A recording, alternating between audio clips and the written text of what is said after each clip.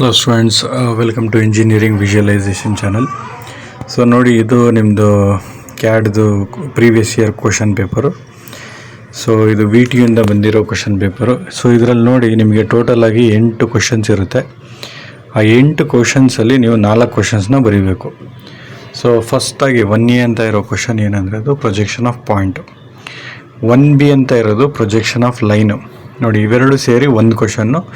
So ಇವೆರಡು ಸೇರಿದ್ರೆ 20 marks. ಅದೇ ರೀತಿ ಸೆಕೆಂಡ್ ಕ್ವಶನ್ ಬಂದು ಪ್ರೊಜೆಕ್ಷನ್ ಆಫ್ ಲೈನ್ಸು.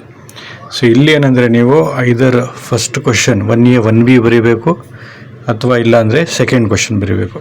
ಓಕೆನಾ? ಇದು ಮಾಡ್ಯೂಲ್ 1. ಸೊ ಮಾಡ್ಯೂಲ್ 2 ಬಂದರೆ ಇಲ್ಲೇನಂದರೆ, ನೋಡಿ ಕ್ವಶನ್ ನಂಬರ್ 3 ಮತ್ತು 4 ಇದೆ. ಸೊ ಎರಡರಲ್ಲೂ ಚಾಯ್ಸ್ ಇದೆ. ಈ ಎರಡು ಕ್ವಶನ್ ನಂಬರ್ 3 ಮತ್ತು ಕ್ವಶನ್ ನಂಬರ್ 4 ಇವೆರಡೂ ಕೂಡ ಪ್ರೊಜೆಕ್ಷನ್ ಆಫ್ ಸಾಲಿಡ್ಸ್ ಕ್ವಶನ್. ನೀವು ಕ್ವಶನ್ ನಂಬರ್ 3 ಬರೀರಿ ಅಥವಾ ಕ್ವಶನ್ ನಂಬರ್ 4 ಬರೀರಿ. ಓಕೆನಾ?